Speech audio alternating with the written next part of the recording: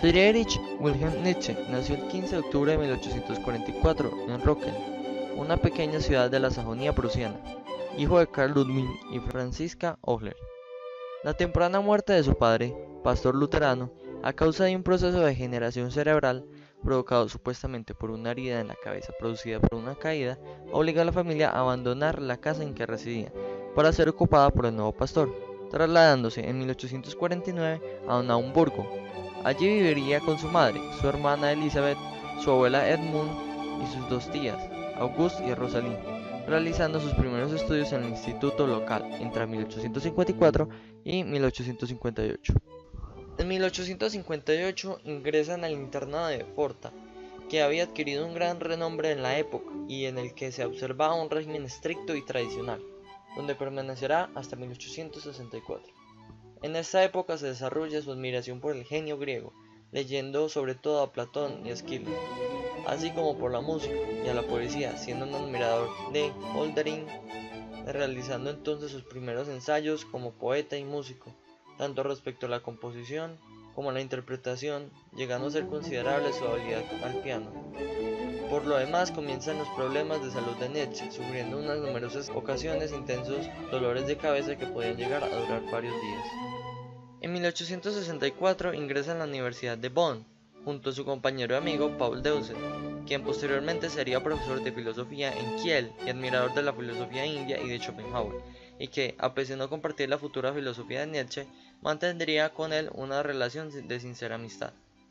No duraría hasta 1865 en la Universidad de Bonn, así trasladándose a la Universidad de Leipzig con su maestro Friedrich Wilhelm Ritschl.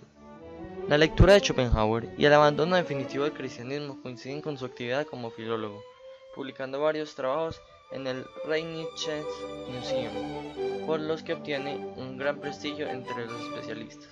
En 1869, la Universidad de Basilea le ofrece la cátedra de filología, ante los informes favorables recibidos por su profesor Ritschl, y antes incluso de haber obtenido el grado de doctor, cátedra que Nietzsche ocupa en mayo de ese mismo año. En 1879, probablemente por problemas de salud, renuncia a su cátedra en la Universidad de Basilea y comienza un periodo que durará 10 años, caracterizado por el constante viajar de Nietzsche por Suiza, Italia y Alemania, así como por la efervescencia creativa que le conduce a la elaboración de la mayor parte de su obra. En 1880 reside en Hamburgo, Venecia, Mierbad, Génova. En 1881 residirá fundamentalmente en Génova y Sils Maria, pequeña localidad de los Alpes suizos, donde Nietzsche intuirá las principales ideas de su filosofía futura, como la del eterno retorno y la voluntad del poder. Nietzsche mantendrá una actividad de correspondencia con sus amistades, con los que encontrará también en numerosas ocasiones a lo largo de estos años, como F. Overbeck, P. Rie, E. Rode, K. Hilbrand, Peter Gass, Lou Salomé, a la que conocerá en 1882, así como su madre y su hermana. En 1889, su salud, que ya se había dado motivos de preocupación en los años errantes, empeora bruscamente, comenzando a manifestar síntomas de desequilibrio mental. Trasladado de Turín a Basilea, es tratado en la clínica de dicha ciudad y posteriormente en la de Jena, dando muestras de una ligera recuperación. No obstante, su estado empeora de nuevo, instalándose en Hamburgo con su madre y luego de la muerte de esta en 1897 con su hermana Elizabeth en Weimar, pero ya no se recuperará jamás.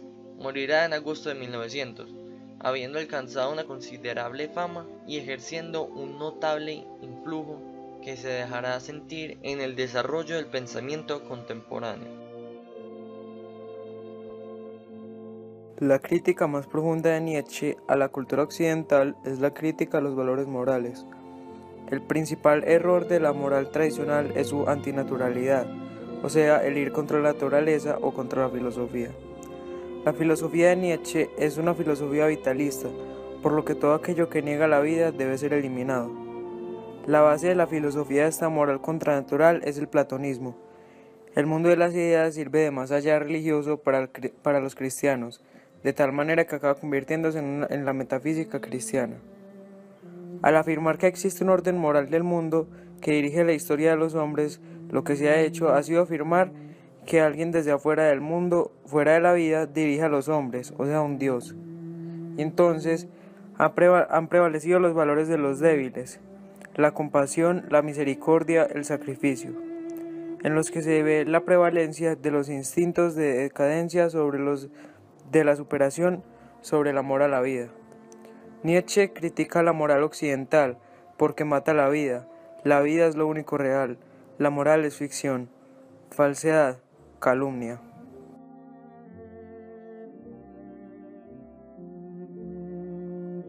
La Galla Ciencia, publicada en 1882, muestra cómo para Nietzsche el cristianismo inventó un mundo ideal, inexistente, alejado de todo contacto con el mundo real. Definía el cristianismo como una filosofía y una moral vulgares para personas débiles y esclavos que propone valores decadentes que no dejan a las personas ser libres. En esta obra reivindicó el ateísmo como una única forma de alcanzar la fuerza, la libertad y la independencia perdida por culpa del cristianismo y anunció la muerte de Dios. Hacia ahora Zaratustra, Nietzsche emplea una imaginaria versión de Zaratustra, que no representa el personaje histórico, pero le sirve como portavoz y símbolo de las ideas principales sobre las que sienta toda su obra y que son exhaustivamente tratadas a lo largo de este libro: la muerte de Dios, el Übermensch, la voluntad del poder, el eterno retorno de la vida. Se presenta como el profeta supremo, superior en sabiduría y conocimiento al resto de los humanos.